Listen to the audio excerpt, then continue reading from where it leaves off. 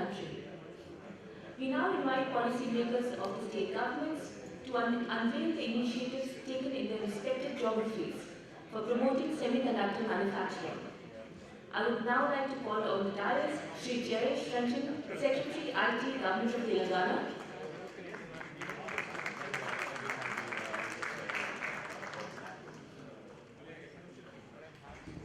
Shri Saurabh Kaur, Secretary IT, Government of Andhra Pradesh.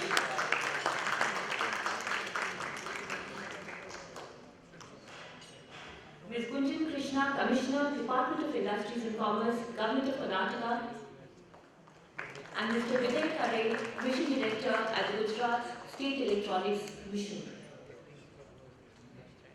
This session is being steered by Mr. Ankush Vadera, Managing Director and Partner, Boston Consulting Group. Mr. Vadera is a core member of the Public Sector, Technology Advantage and Technology, Media and Telecommunication Practices at Boston Consulting Group. He works with various departments of the central government and several state governments on their strategic imperatives, and also with large and mid-tier IT and IT-enabled services. His clients are spread over India, Southeast Asia and Europe on topics of growth, profitability and M&A. Mr. Vadera's work with clients in the public sector includes organization structuring and enablement, digital transformation, investment acceleration, business build and growth strategy. Mr. Vadera, the stage is yours for you to introduce the participants and to steer the session. Thank you.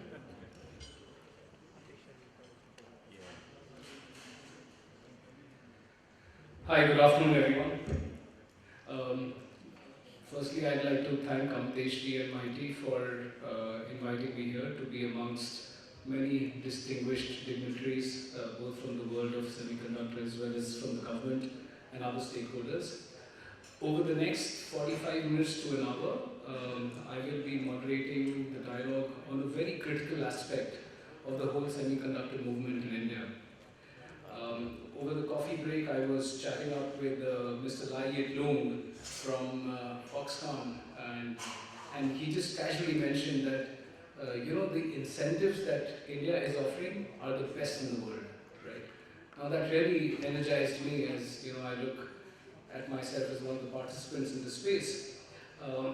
However, all the work that's going to happen is going to happen on ground.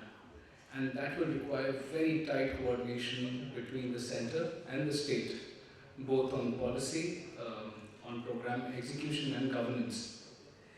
And that is what will make all the difference. So for this dialogue, before we begin, it is a matter of great pleasure to introduce the panel to all of you. I'll start with Shri Jayesh Ranjan, who is a member of the Indian Administrative Service from 1992 batch. He is the Principal Secretary for Industries and Commerce and Information Technology Departments of the Telangana government. He holds a master's degree in psychology from Delhi University, a degree in business management from the Indian Institute of Management, Calcutta, and masters in public management from Lee Kuan Yew School of Public Policy in US, Singapore. Amongst many awards that he's won, there is World Bank's Social Capital Visiting Scholarship in 2002, British government's Gurukul Chevening Scholarship in 2005. He was also awarded the Royal Order of the Polar Star by His Majesty the King of Sweden in 2019 for promoting Swedish business interests in India. And he has an honorary doctorate from the University of Bolton, UK in 2022 for promoting bilateral trades between UK and Telangana.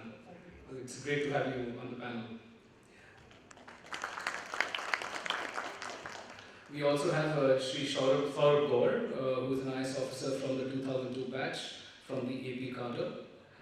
He is presently working as Secretary IT in the government of Andhra Pradesh.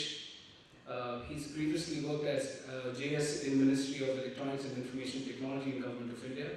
So, many colleagues here are not new to him. He has the distinction of authoring the PLI scheme, popularly for mobile phone manufacturing, IT hardware and electronic components. This scheme, ladies and gentlemen, has changed the narrative for manufacturing sector in India, and it's showcased as a success at national level. It has since then been adopted by 12 other sectors, And he also served as the CEO for the first Semiconductor India program that aimed at establishing manufacturing in the semiconductor sector. Great to have you on board as well, Mr. Gaur. We have with us Ms. Gunjan Krishna, who is an IS officer of the 2004 batch. Currently, she is serving as Commissioner of Department of Industries and Commerce, Government of Karnataka. She is a winner of Subhash Dua Memorial Gold Medal for Best Performance in the IS training that takes place.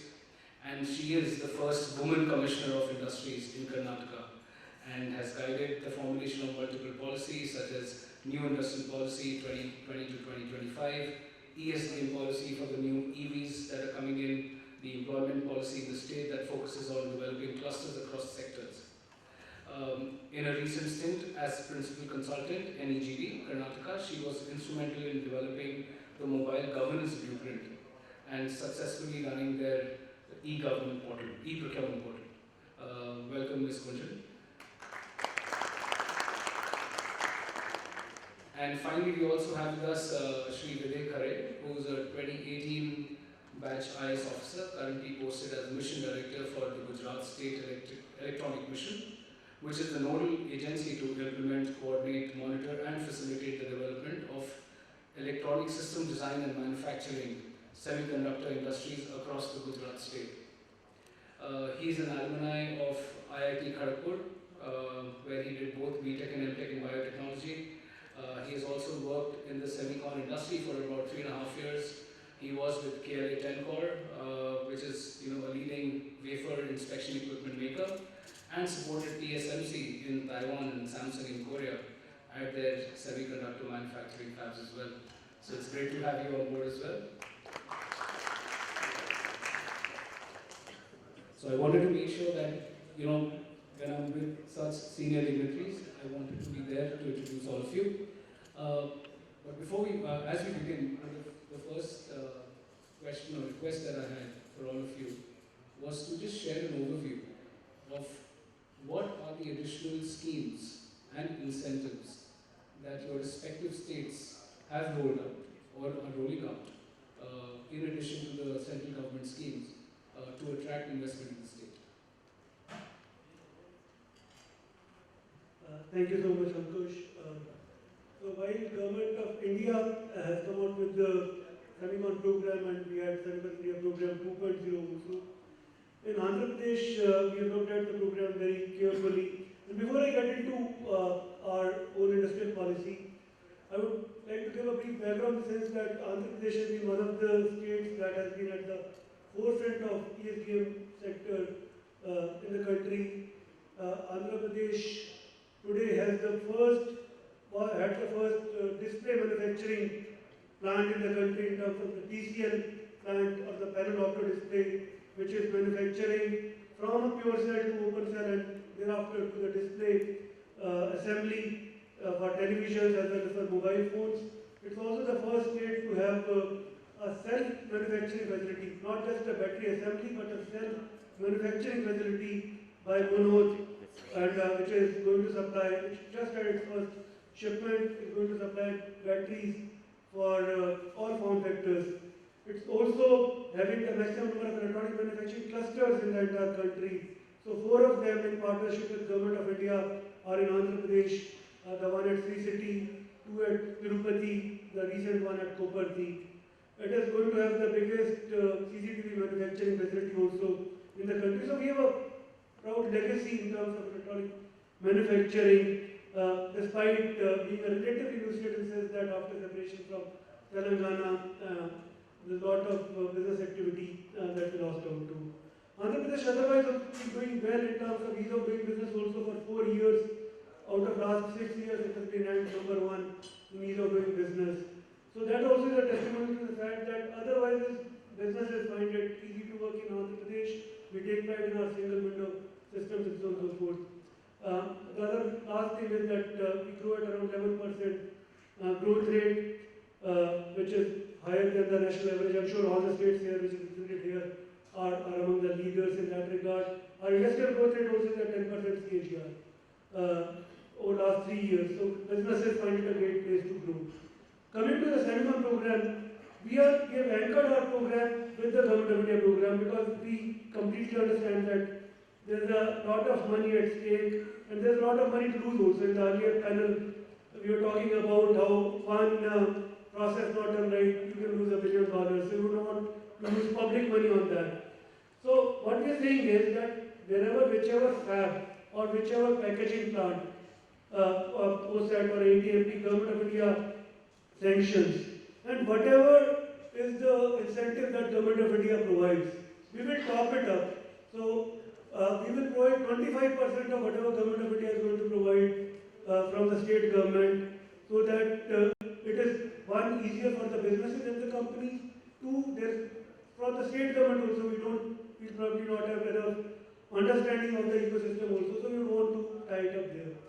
On the design side also, so on the semiconductor design program also, we are looking at whatever design companies are coming and whichever are the designs of national importance, whether it is a Bluetooth design or a Wi-Fi design or a analog digital converter or whichever ones. And we're not even talking about high-end processors, although we have a great company in PCI bus interface and on the design side also.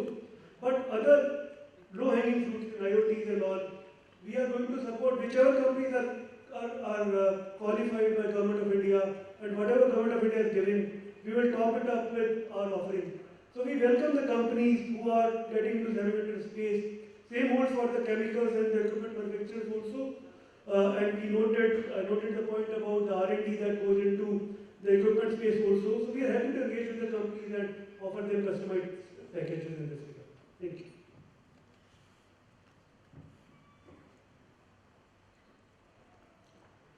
Ankush, I can give a 30 seconds answer by telling that whatever Saurabh said holds good for Telangana as well.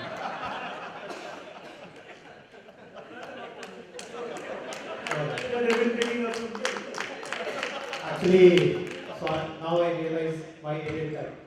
My seat was there actually.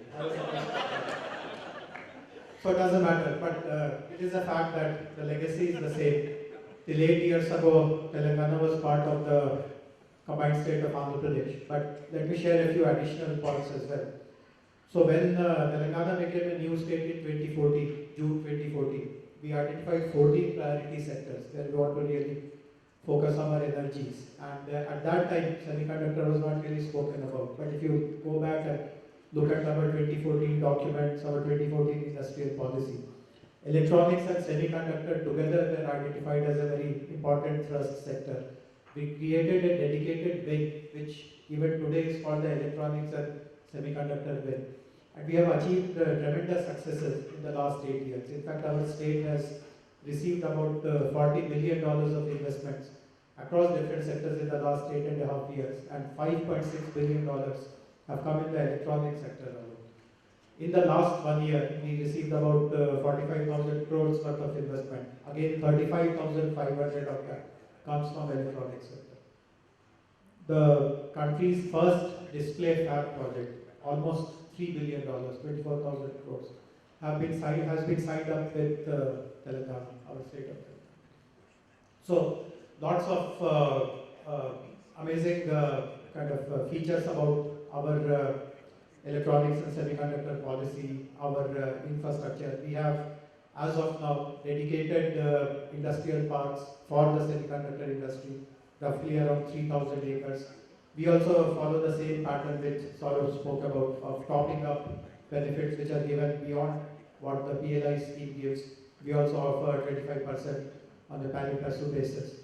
We provide other kinds of financial incentives as well, which includes land at a highly discounted price, water rebate, power rebate. We provide semiconductor level pure water supply. 10% of the entire water grid of Telangana is dedicated for industrial requirements, and we have exploited roughly about 3.8%. So huge amounts of water is available. The industrial parks for the semiconductor projects are located close to reservoirs, so it is very easy to bring water to those parks. We have about 17.5 gigawatt of power generation. Right now our peak demand is just about 13.5 gigawatts, so provide high quality power. And we have ensured that all the industrial parks which are dedicated for the semiconductor industry are supplied by multiple power sources. In fact, the reliability of our transmission system has never gone down since the last 8 years, below 99.8. So literally, I mean, we can assure that I can digress a bit and mention this. Some of you may know that AWS have signed massive data center projects in Telangana, and one of the clauses in that project reads that if they have ever to switch over to a DG set as a backup power, they will penalize the state government. And we have agreed to that contract because we are so confident about the reliability of the power supply. We also have, in the past 4 years or so, we have started multiple skilling programs for this sector, and so far close to about 30,000 people have been skilled in different aspects of VLSI, ESDM, and so on and so forth. So there is a lot going for this industry in Telangana, and we look forward to interacting with lots of industry players who are here. I would also like to share, just as Saurabh mentioned about some industries which have done really well. This will really surprise you, what I'm going to say now, but 25% of the television sets in the country are manufactured in Hyderabad. And in a matter of about a year and a half, this may go up to 33.5%. So lots of skilled manpower ecosystem is available. In fact, since we spoke about legacy, in fact, many of you will know this, that the entire industrial development process in this country started in 50s and 60s by the then Prime Minister, who was very confident about state-led industrial growth model. He created PSUs, public sector undertakings in different sectors. And the electronics PSU was located in Hyderabad, what is called the ECIL, the Electronics Corporation of India Limited. It still exists, continues to flourish, and has spawned more than 1,000 MSMEs who are into different items of consumer electronics, defense electronics, medical electronics, and so on and so forth. Yeah, so when you all are aware of Rahman, right? The music director. So when he won his Grammy, he said, in his speech he said, "Mere paas maa hai," that I have a mother. So what we have in Karnataka is a mother ecosystem. And that ecosystem comprises of all the building blocks that are required for the semiconductor industry. So if you are looking at design companies, we have 85 plus fabless chip design companies that are located, the best of the companies. In fact, a journey started in 1980s when Texas Instrument made Bangalore its home. If you look at EDA tools, then we have all Synopsys, Cadence, all the major companies again present in this area. They are providing the EDA support to the design companies and others. We have companies like Wipros and Infosys and others which are providing the support and the personnel that are required for this industry. And also above all, we have lab research, applied material companies which actually design for the semiconductor equipments. So if you look at the ecosystem, and we have trained manpower available, around 100,000 we have PhDs coming out, we have 20,000 chip designers that are located in, and we have these around 200 engineering colleges which are present in Karnataka that are providing high-end skilled personnel along with the 2,000 ITIs and polytechnics. Now coming to the incentive, the question that you have asked, we had come out with the ESDM policy. Now ESDM policy is a generic policy that has been looking at electronics products, which is providing 25% capital subsidy on land, 20% because in Bangalore we're not able, in Karnataka the land is at 20% on plant and machinery. We give stamp duty exemptions apart from a 1% PLI for 5 years. But when it comes to fab manufacturing, because it ranges to above 3-4 billion US dollar, there what we have done is we're going to come out with a customized package because that will depend upon the requirement of each industry. When it comes to land, we have identified for fab manufacturing Mysuru, because Mysuru we have both electricity and water in abundance. We have earmarked 18 MLD of water from Kavini River, that's the fresh water. talking about electricity again, that's a very, very key input. What we have done is that there's not going to be, we're going to have a dual sources. Plus, renewable in Karnataka, 63% of our electricity is like installed capacity comes from renewable sources. We are looking at having batteries as a backup, and that we are talking to a number of good players. We are looking at also having a distributed these natural gas plant, because that will ensure that there is a complete availability of electricity, and the voltage issue will also be taken care of, because the voltage fluctuation, the limit is very, very tiny there. So again, we are looking at this entire availability, water, of course, of the ultra pure water that we're going to be discussing, because depending upon the technology, the water requirement is also different, as I'm given to understand. So, talent again, we are working, we have ISA has been working, and we have a GADM, which is the digital mission that we have, and they have been working with triple IITs, with the IITs and with the engineering colleges, and also the polytechnics and ITIs to prepare. So this is our preparation, but we are continuous process of taking feedback from you and learning and improving the ecosystem further. One thing I just forgot to mention is, and also we are one of the best fiscally run state. We are number 2 when it comes to GST collection, and that makes us, and recently we have come out with the budget, and we were the only state, which are revenue surplus. So we have money, and whatever we promised, we have been fulfilling it. So if there is a subsidy or incentive that has been promised by any government, even if the government changes, we are having elections, that would have no ramification whatsoever. So one thing is that we are very well fiscally run state. Thank you, Ms. Kari. Whether the changes or not.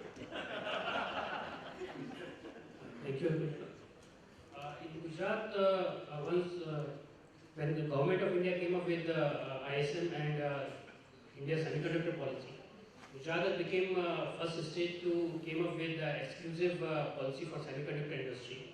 And over the time, discussing with various industry players, we came to know that we understood that there is a requirement to support the whole ecosystem, whether it's from designing till the final consumer product, where the chips are going to be used.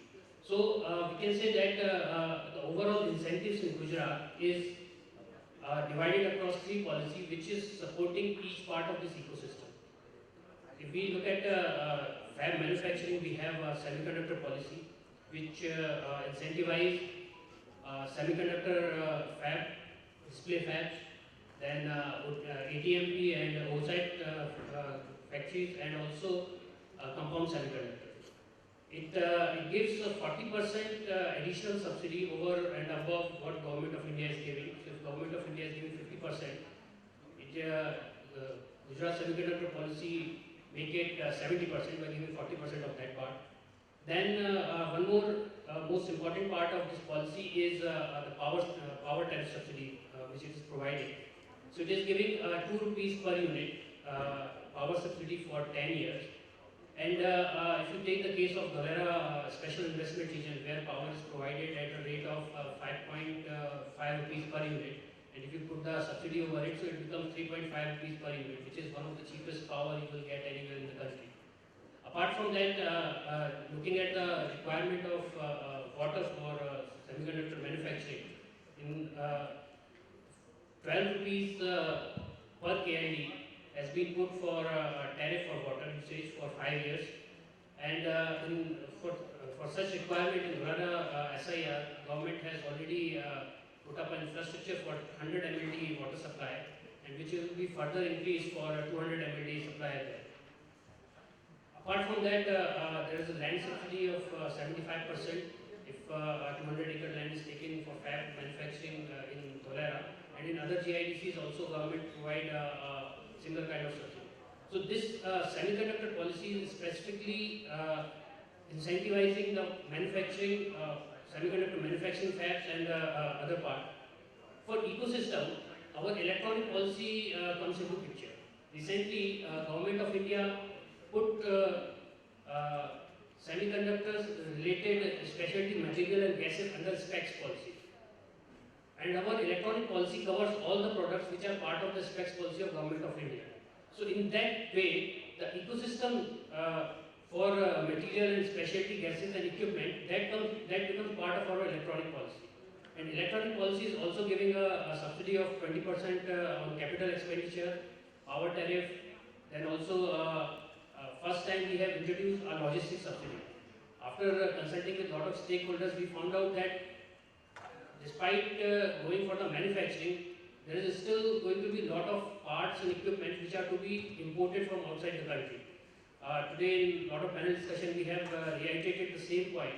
So looking at that scenario, Government of Gujarat put a logistics subsidy up to 25% of international freight charges. So that in one way it is not totally asking you that you go ahead and do import as much as you want. But at the same time, it is incentivizing that the import you have to do that manufacturing, which is necessary, but government will support you up till a certain point. So in that way, electronic policy is supporting the ecosystem, the backward and forward linkages, the downstream and upstream processing of these chips which are going to be produced in these semiconductor fabs. And then comes the third pillar, which is which is IT/ITES policy, which covers the design companies. So Government of India has recently came up with design link incentives, which gives 50% subsidy for design companies. In IT/ITES policy of Gujarat, you get capex subsidy for 20% and then also OPEX subsidy of 15%. So if you crunch out the number for any design company, the overall subsidy of DLI plus Gujarat government, that comes up to 70%. So in this way, we are trying to incentivize each part of this ecosystem from design to the final manufacturing. And that whole ecosystem are being built on a solid infrastructure. In the form of Dholera Special Investment Region, the government over last decade has invested almost 10,000 crores to develop infrastructure in terms of power, reliable and three-tier redundancy power, then water availability, airport specifically for Dholera Special Investment Region. So that airport is supposed to start by 2025. The cargo facility will start by 2025. It's already under construction. Then an expressway connecting Ahmedabad city to Dholera, which will cut down the distance between, which will cut down the travel time between Ahmedabad and Dholera city by almost 1 hour. So in this way, the infrastructure supported by the government policies and the ease of doing business through the through the agencies like Gujarat State Electronic Mission, we in Gujarat we are trying to facilitate this ecosystem development, and we hope that many of we have been lucky that Vedanta Foxconn has done an MOU with us in September last year. And we are hoping with these incentives and the policy guidelines, we will be having this project hitting the ground, running up and running within a short period of time. Thank you. Thank you, Mr. Ray.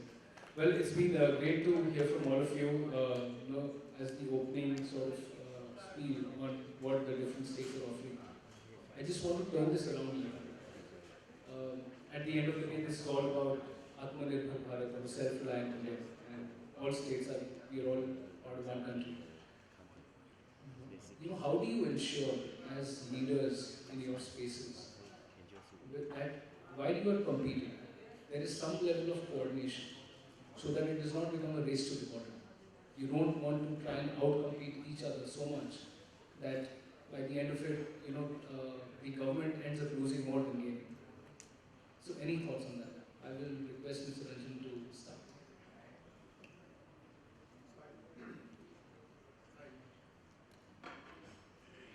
I'll give you a real example of cooperation and collaboration. So, Mr. spoke about imports of components, etc. So, if anyone is setting up something in our state which has an import component, we encourage them to explore the ports in Andhra Pradesh or which are there on the west coast, maybe Maharashtra and all. We ourselves guide them very proactively on some of the ports which are in AP or some of the ports which are in Mumbai, West Coast, so to say, etc. So we do understand. Similarly, some of the manpower issues which companies discuss with us, we tell them that while in Telangana X number of students pass out every year and X Y number of them can be motivated to get into the semiconductor system. We can also have a larger catchment which surrounds maybe 6 other states which are in the north and towards the east and west of Telangana, and we can draw a pool of potential candidates from there also. So whatever is the possibility of roping in the larger kind of geographical boundaries beyond our state also, we are always kind of open to that idea, and we do promote the interests of other states also in a very kind of an harmonious way. So these are some examples which come to my mind immediately. Yeah, I think if you had 3 more chairs on the desk, we would have probably called it a race to with the sense that you're missing some more critical states which have been actually competing. But you see, this is one sector which is truly all of government, it requires an all of government effort. So there has to be, like I'll repeat, the states will find it almost impossible to pull it off. So it has to be driven by Government of India, and after that, having established the business case, because getting semiconductor to country is critical on so many fronts. Having established that, today everybody acknowledges that India has the best policy. States are competing with each other to get the investment. We have to find the right companies to come. And once they are there, then obviously they are going to look at all the states' ecosystem and then figure out which is the best place for them to go. And there is going to be collaboration on that, because it is going to be a deeply, it's not a, the value chain is not going to be at one place only. So in any case, there will be collaboration required. So chemicals from some place, design from another place, supplies from another place, and so on and so forth, products happening at another place. So what I would want to see is that once the company finally is approved by Government of India, I think that is where things will start becoming interesting and the collaboration will happen. Definitely. Thank you. Yes, Ms. Manju. So, what we give focus in Karnataka is the ecosystem. I think there is no substitute, subsidies help, but it's the ecosystem that in the longer run will help and sustain the business. So, we focus on that, and if we monetize and if we put money value, then of course, whatever, which is why in Karnataka we are very fiscally prudent also. So if there is a race happening and we know this is what we can do, beyond that it is not possible for us to do, because in future we will not be able to give. Because if I promise today that I'll give you the moon and it's not in my hand to give it to you, then it makes no sense to get you today and then rescind on the promise. So this we are very clear in Karnataka that this is what we can do, and we can give based on the revenue projection of our state in the next 10 years, 20 years, and then accordingly we design it. But having said that, Karnataka has a very rich ecosystem, and then while you are doing your spreadsheets and all, you need to look into the ecosystem and what it brings in. So like for OSAT, what we have done is that airport is very, very vital. Now, airport in Karnataka, when it comes to Bangalore, we have ensured that we are acquiring land around airport, and we have ITIR, we are in the process of acquisition near Harduru. So that will ensure that your turnaround time is less than 6 hours, and that is very critical in the longer run. So we work on all of these ingredients will ensure that your business will run. Essentially, again, with chemicals and gases. So along with ISA, we are working out that who all have and where the upgradation can happen. Like BASF is there, so they can work out what is the chemicals that can be provided. Similarly, gases, we have number of companies and we are talking to them. So this is the ecosystem that we are trying to ensure, and for that government will be fully working. Thank you. Mr. Karan, do you have any thoughts on that? So actually, I'm the junior most here, so I think Sir and ma'am has covered everything. But what generally happens with us, with me especially, so whenever I need a guidance, where I look for, these stages itself. For example, in Andhra Pradesh there is a place called Sri City. I think and luckily I had a chance to serve in that state. So whenever whenever the topic of discussion comes that how to set up a whole this EMC, electronic manufacturing cluster, or a big scale SEZ for that, then we look for that and we get the guidance from that. Similarly, how to set up the ecosystem for design, chip design, then everybody looks toward Bangalore. So that kind of guidance comes from that. So I think it's not toward it's like a healthy competition. I would say it's not a race to the bottom. It's always the state which has a strong which has a strength in some particular sector. They always guide other states. And government of India become that umbrella under which all the state work more in a cooperative manner rather than race to bottom competition. Thank you for that. Mr. Bhatt, you mentioned about all of government effort, and some of my colleagues with whom I work in the semicon space who are from Taipei. I was having a discussion with them the other day, and on Sunday these guys love playing golf, and he was playing golf with some semiconductor fab owners, and he was talking to them about would you want to open facilities in India, and they said, does India have power? Now, of course, now this is it's a very naive question. I mean, that person is probably living in an era 3-4 decades ago. But the point is that do you believe that there are some myths about some misperceptions that exist globally that need to be busted? And to do that, is there all of government effort required, or do you think the world knows enough about what India has to offer?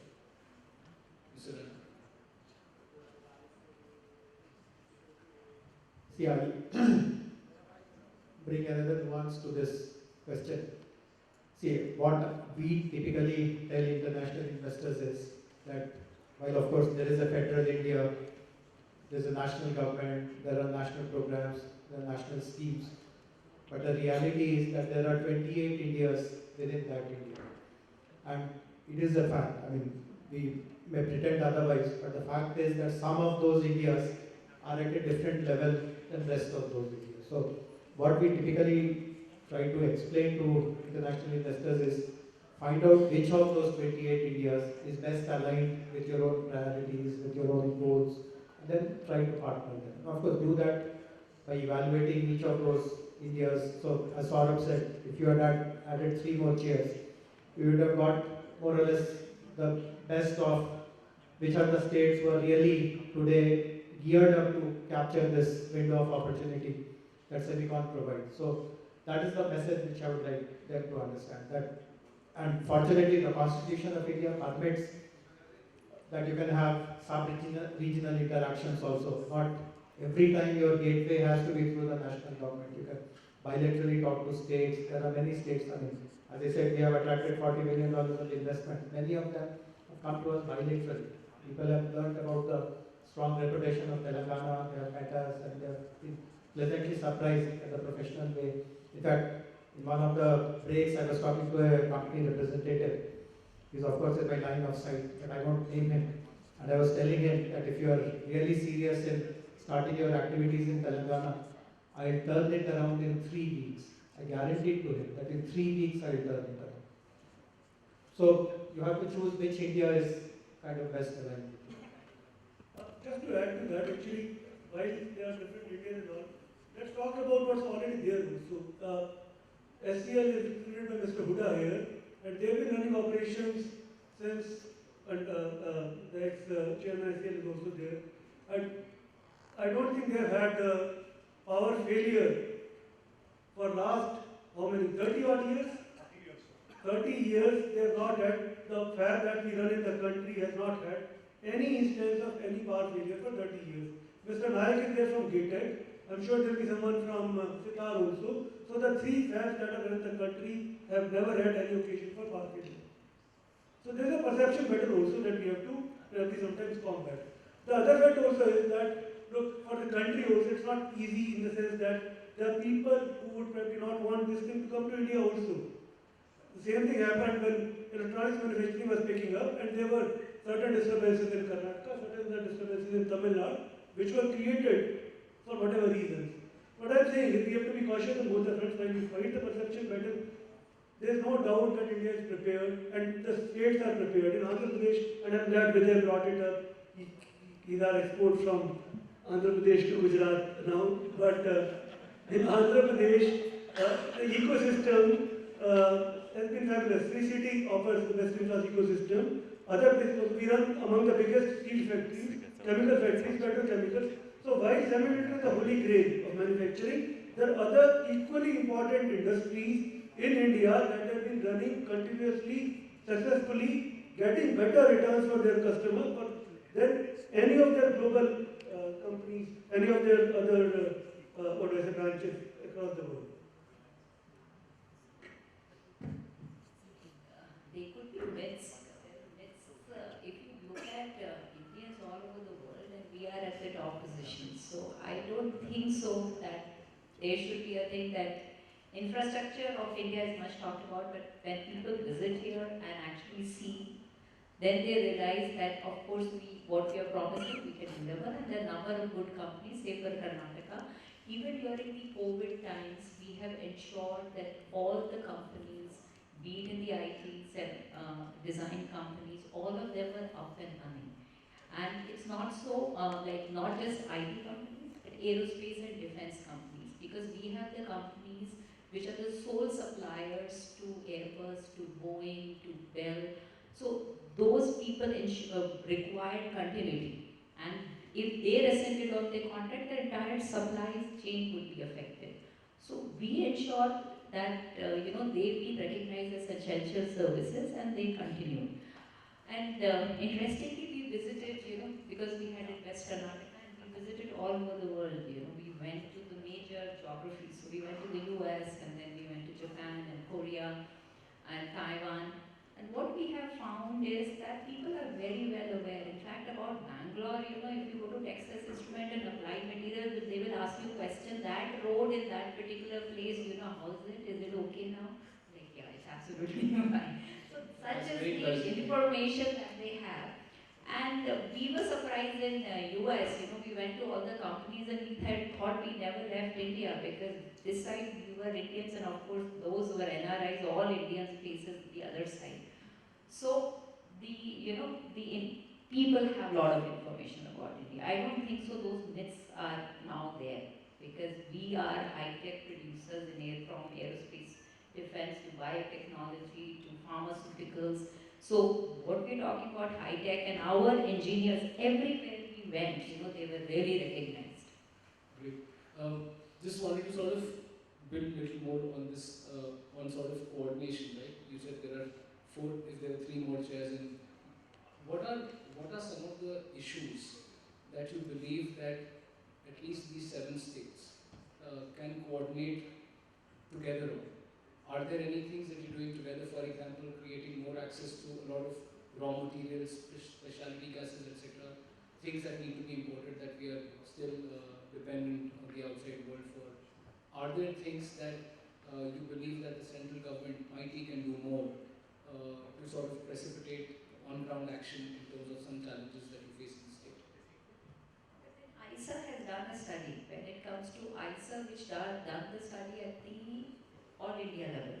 So when they have identified, say, gases requirement or chemicals requirement, that's not being just done to specific to one state. And of course, whenever any Semcon or any company will come, supplies will be across. It cannot be limited to one state. One state will be, of course, important in providing the infrastructure that is essential, and even the skilled manpower. Karnataka, for example, we are the magnet. We get skilled manpower from all over India. So because of the engineering colleges that we have, and the fact that we have a very, the climate is very good, so we have people coming all over India, and in fact from all over the world. So it cannot be India. Sure. Sir, I would like to take one example. So just 2 days back, I was having a discussion with one gas manufacturer, specialty gas manufacturer. So they raised this one question: sir, if we produce these particular bulk gases for one particular semiconductor fab, my capacity is definitely gonna be higher than that. So what I'm going to do with that extra gas, that extra capacity, what I'm going to do? So when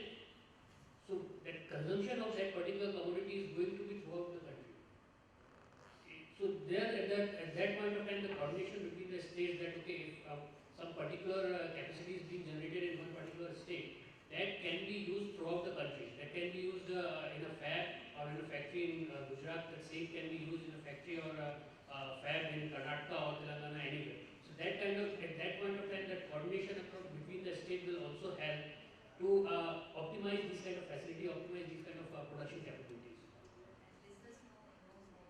Absolutely. Business knows no boundaries. I'm also sort of cautious of time because I know that you would likely like to let it end at 5. So just one last question from me and then we take a few questions from the audience. To ensure timely completion of some of these projects, somebody earlier was talking about a best practice where, or rather not a best practice but a benchmark where a fab in Singapore was set up in 13 months. And of course there was also discussion around benchmarks can be dangerous, right? So, but in all of that, for timely completion, to mitigate execution risks and ensuring that there is no human hazard that happens in the process, would love to hear from all of you, starting with Mr. Ranjan, on what are some of the steps that you are taking to ensure timely implementation? Sure. So, two things. So one is that we have a Semicon task force. See, typically there are 4 agencies who have to play a very critical role in ensuring on-time completion. One is the Industrial Infrastructure Corporation. They are responsible for all the last mile kind of infrastructure issues. Then the power utility, the water utility, and the pollution control board, because they have to do a number of inspections. Sometimes they don't happen on time and the project gets delayed. So the task force has all these members. I chair that task force. And all these major projects, it is true not just for the semiconductor industry, it's true for everyone. And we also have created a portal. Of course, we have modeled it after a national portal, which is monitoring heavy investment projects. So any investor in Telangana, if there are any challenges that he faces, he has the opportunity or the wherewithal to flag it on that portal, and it immediately comes to our notice. So by and large, our reputation is quite strong in the sense that whatever we promise gets delivered. It gets delivered much better than what they had expected. But these kind of institutional arrangements hopefully will help companies get through their projects on time. Yeah, so more or less on the same lines as Vaishnav said, we look at it from 3 angles. The first one is the infrastructure part of it. So for infrastructure, we ensure that there is a IELA or a industrial area local authority that is formed for all the big infrastructure projects, so that all the infrastructure that is to flow in there, whether it is for power or water, all of it for the industry is a single point of contact. The second is the regulatory part, the approvals that have to come through. So for semiconductors and for all mega projects, in fact, we have put self-certification and deemed approvals in place. And wherever there are state government legislations, for example, whether it is for the maternity benefit, for labor, for factory act, for this and that, there are no inspections and it is all on self-certification mode. So that is on the, and wherever we have to negotiate central government legislations also, we've been fairly flexible and agile in terms of dealing them. The fact that we've been constantly ranked as number 1 in ease of doing business is a testimony to that. The third one is on the institutional arrangement. So in terms of institutional arrangements also, we have, for all the mega projects, we have the State Investment Promotion Board, which is chaired by the Honorable Chief Minister, which meets every once in a month. And so we ensure that all the mega projects, and this is going to be a mega project in case, will get clear and they have the buy-in at the highest level also, so that the political stability also gets its own benefits. So, yes, some of the processes are very similar. So, of course, the infrastructure parts, we ensure what we have been doing in the past few years is that we have come out with the affidavit-based system. So we are in 15 approvals because most of the time is taken in getting these approvals. So those approvals we have done away with, except for the pollution control and the environmental, that is mandatory. So those, you can keep it in abeyance, you can start the construction as long as you are actually abiding So that is one. Second, what we do is we have a task force. We sit, in fact, with certain companies. We sit every week also to sort out what all issues. So every week, say for example, I'll give you an example of a 4-floor glass company called Gold Plus. They started within 1 year, their last furnace is ready. And this is the case study we have just done. Similarly, what we are doing is again working very closely with Excite. They are making their lithium-ion batteries here. So every week we sit with them. We try to figure out what all approvals are pending, where they are pending, what are the issues. And then once it gets streamlined and on the auto mode, then things, then we let it be. But we are working, be it in the skill area, be it in the approvals, infrastructure, or anything. So we kind of meet them every week. After that, if things are better, 15 days or monthly. So that's how we follow it, and we have many case studies in various sectors which we can showcase where we have ensured that the timelines are met. Because we do understand that time is money. Thank you, Ms. Krishnan. Ms. Kare? In Gujarat, so government has formed this Gujarat State Electronic Mission for this particular purpose only. So technically, we do all the running across the department. We simply ask that whoever the investor is, they just come to Gujarat State Electronic Mission with their proposal. And for all the approvals and other regulatory works, inter-departmental coordination, this agency, Gujarat State Electronic Mission, they do all the licensing work, whether to take CTE from Pollution Control Board, whether to go for factory license or other explosive license. All this thing is taken care by this particular agency. At the same point, also, as you mentioned about the hazard and the other risk, so that part also we are trying to solve with our infrastructure development. So as we know that semiconductor industries use a lot of chemicals, and some of them are very hazardous also, as mentioned in today's panel discussion. So we in Gujarat, there has been special emphasis on having very efficient CETPs, effluent treatment park, and we have we have shared those details regarding CETPs, their input parameters, output parameters with all the investors, so that we want to make sure that whatever effluent coming out of these industrial plants, in the end they are treated properly. They don't create any kind of hazard or risk for any nearby community in that vicinity.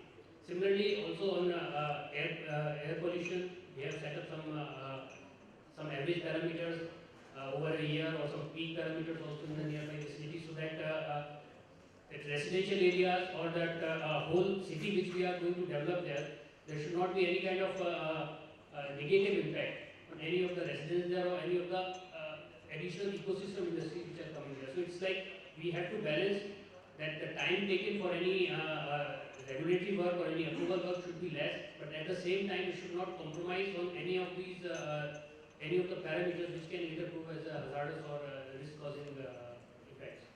Thank you so much. Before we close, I just want to open it to the audience for, let's say, 3 questions. Yeah, Ankush, I'd like to say something to all the states. I think what I've heard today is so positive, and I think each and every state is very, very keen to make semiconductor happen. But one area that I would suggest that all of you look at is who's going to be the customer of semiconductors. That's an area that you need to put some attention to in every stage.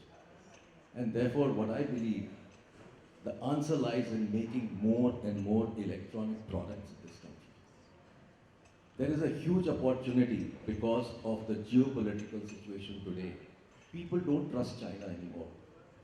We can move a lot of the product design into India, and we can become a product nation, which is absolutely essential if we want to create customers for our semiconductor plants. So my suggestion to all states would be, please look at, in your ESDM policy, a strategy to help startups and other companies to design products in your states and make these products and give them demand aggregation type of support, So they get the encouragement because startups need that kind of encouragement. I mean, you look at the defense ministry, they've taken a decision to have 75% of buying to be done from Desi companies. Now, this is the kind of support that's required. Look at the kind of scheme that has been put in defense under the startup scheme, where they actually give funds to startups to make products. And once their products are made, they give them business also. So please look at some kind of strategy like that for us, all of us as a country, to make India a product nation. And if we can make India a product nation, then we will create enough customers for our semiconductor plants today. Today, if you look at it, will a Samsung buy components from India? Will they buy semiconductors from India? The answer is no. So, any of these countries which make products in India, they will make them, but they will not buy semiconductors from India. So I think we need to make our own products also, because our whole product industry has been destroyed in the last 15 to 20 years. So my suggestion to all the states, and Bangalore should be taking a leadership position here, because you have all the capability for design. If you were to say, I'm going to be the center of development of 25 products which are today imported into the country, and those are made in Karnataka, designed in Karnataka. Look at the medtech industry. The opportunity is huge. 80% of medtech products are today imported. So I think if we can go about creating some strategy like that, we can all as a country succeed in creating the full ecosystem for semiconductors tomorrow.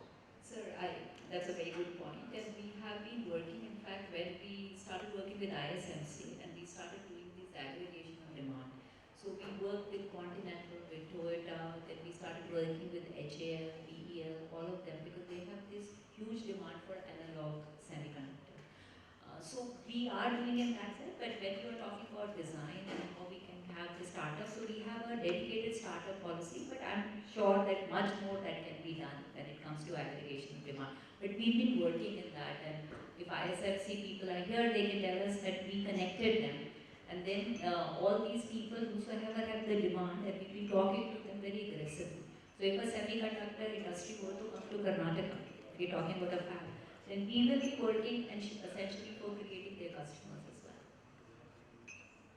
I think Saurabh Gore knows all about it, because I've discussed with him this couple of times when he was here. Yes, sir. So from my experience in state government now, while this can be addressed at government of India level, at one level, in certain extent, in state government also I think two things that state governments can do to the state. We are very conscious of that.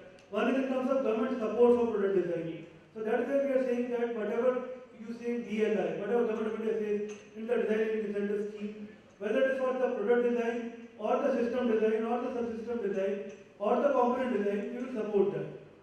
And I'm sure over time all the states will come out with that kind of policy.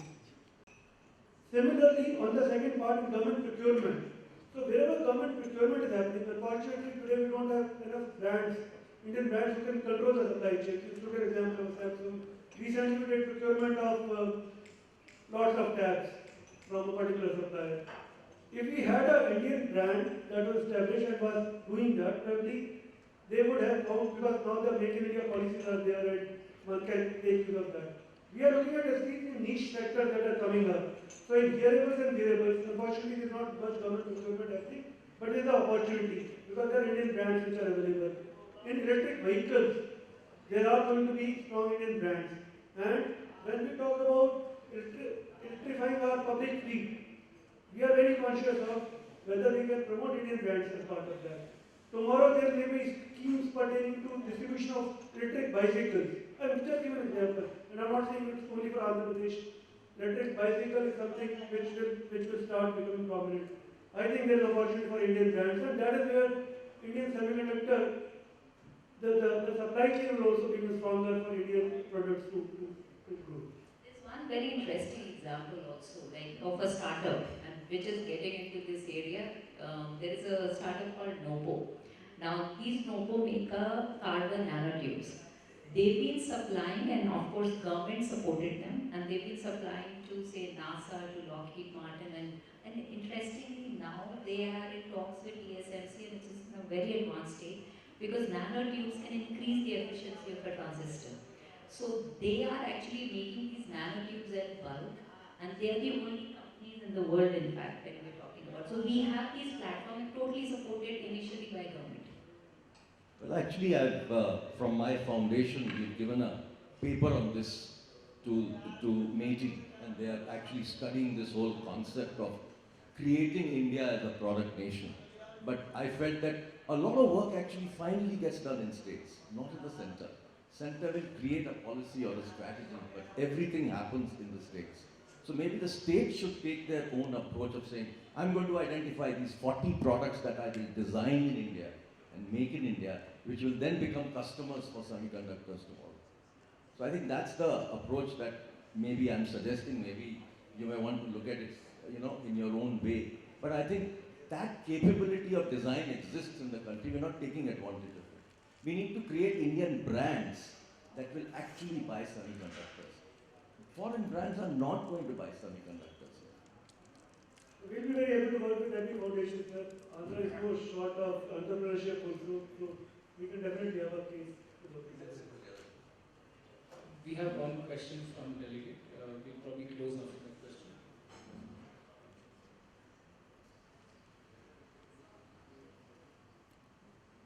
In fact, we have been working very closely with ISM and METI, and this is the first time I think Government of India will be giving for display or semi or compound ATMP the money on pari passu basis.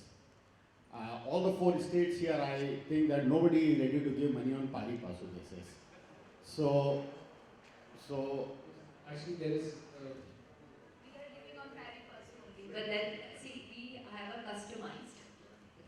So when it comes to wafers, we cannot have a policy and we will say, this is out. If it is a 10 billion investment, it will be very different. Money and our ability to give should also be there. So we have a customized policy. If you're planning to set up, come discuss, but we can do it on pari passu depending upon the money flow, how the outflow is. It's all maths. Great. So with that, also again conscious of time, I would thank all of you for being here. I'm sure that while some of what you shared is always there on websites, but hearing it live from you makes all the difference. I could see David taking copious notes as well. So thank you so much for the engagement. Yeah.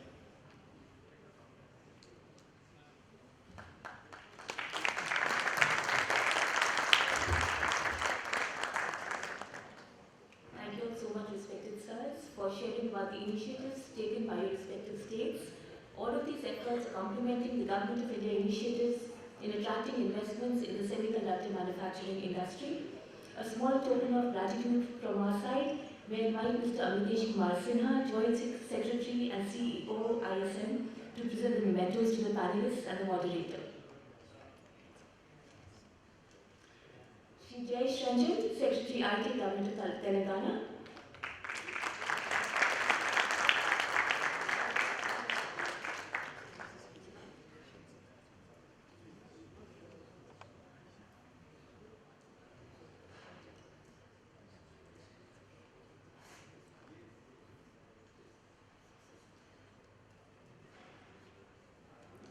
Shri Saurav Kaur, Secretary, IT, Government of Andhra Pradesh.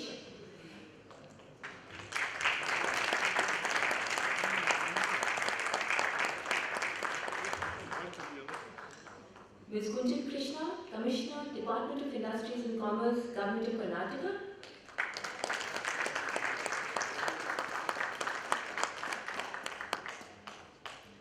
And Mr. Vivek Khare, Mission Director at the Gujarat State Electronics Mission. Thank you all so very much. And the final icing on the cake, Mr. Badira, our moderator who steered this session so beautifully. Thank you so much, sir.